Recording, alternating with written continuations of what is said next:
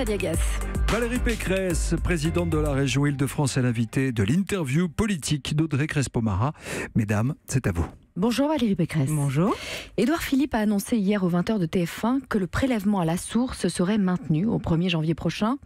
Vous dites que ça va être une usine à gaz, mais que n'auriez-vous dit s'ils avaient stoppé une réforme qui a déjà coûté 195 millions et qu'une majorité de Français attendent ? Oui, ça fait des mois que je disais qu'on aurait pu économiser beaucoup d'argent et aussi beaucoup de complexité pour les entreprises qui vont devoir prélever à la source l'impôt en faisant la mensualisation obligatoire. La mensualisation obligatoire, c'est l'obligation de payer tous les mois ces impôts. Alors ça avec un décalage d'un an, mais c'était beaucoup plus simple. Mais là, ce sont les revenus effectivement immédiats. Donc les Français, les salariés, ils voient peut-être plus clair sur ce qu'ils peuvent consommer en fonction de ce qu'ils gagnent.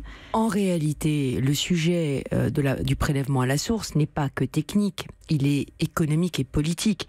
Les Français vont s'apercevoir, quand on va faire le prélèvement à la source, de combien ils payent vraiment d'impôts.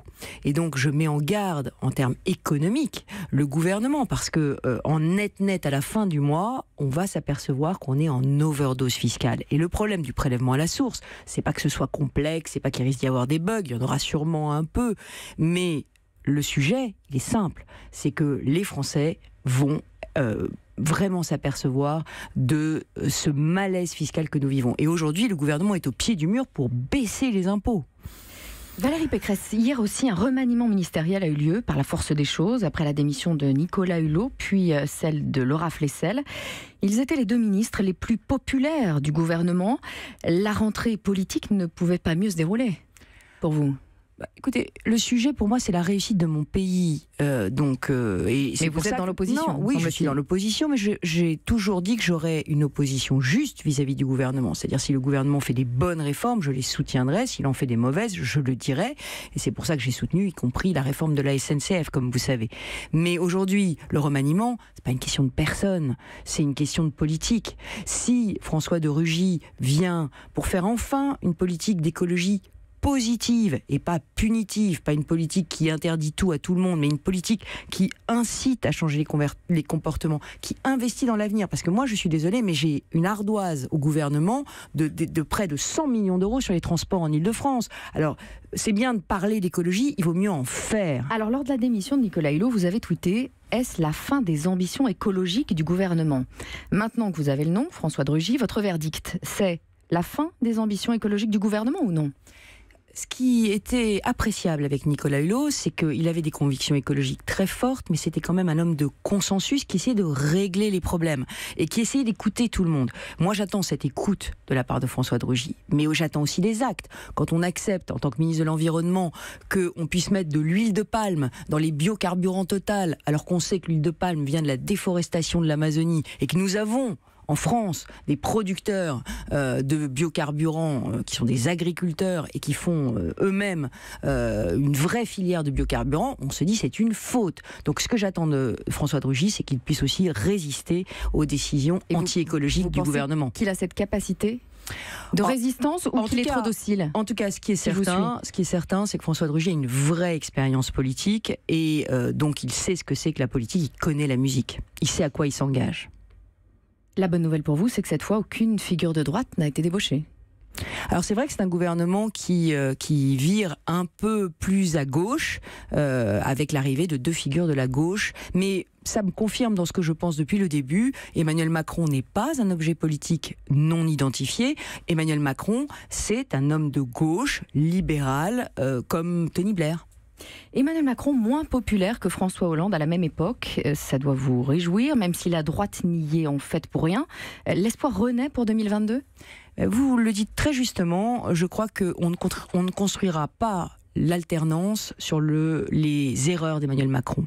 On construira l'alternance sur un projet alternatif, un projet de réforme très audacieux. C'est pour ça que j'ai appelé à un sursaut d'autorité sur la sécurité, la laïcité, l'immigration, un sursaut de pouvoir d'achat avec la baisse des dépenses et des impôts, et un sursaut de solidarité pour les banlieues et la ruralité. Moi, j'essaie de construire un programme d'alternance populaire et non populiste à Emmanuel Macron. Ah, populiste, on y vient. Valérie Pécresse, vous êtes la seule à rester dans le parti Les Républicains, tout en vous opposant à Laurent Wauquiez. Vous avez fait votre rentrée 2 jours avant lui.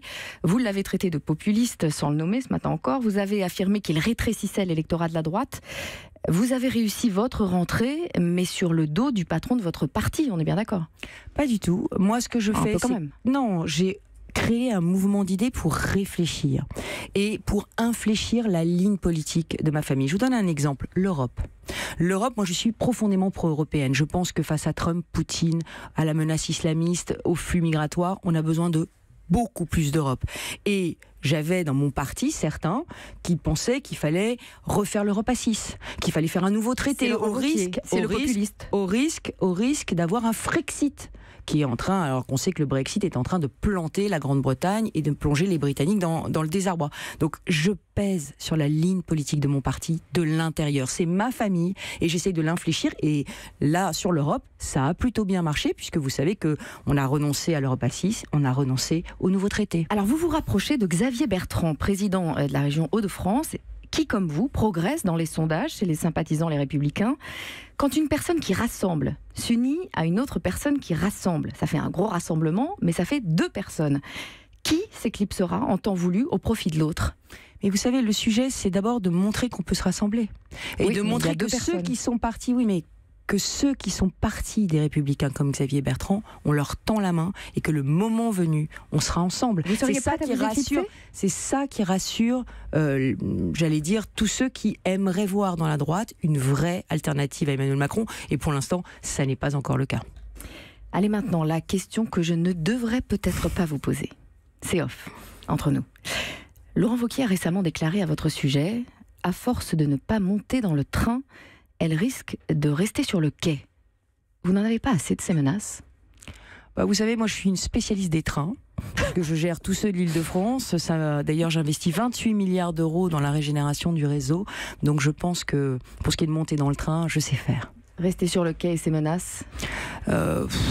Moi, ça m'impressionne pas plus que ça, les menaces. Vous savez, je suis une femme, mais vous pouvez peut-être comprendre ça vous-même. J'aime pas qu'on me mette au défi, j'aime surtout pas qu'on sous-estime les femmes. Et ça implique quoi derrière? Ça implique que ça m'aiguillonne, on va dire. Ça vous donne encore plus de courage pour continuer, c'est ça? Voilà, d'énergie. Merci beaucoup Valérie Pécresse.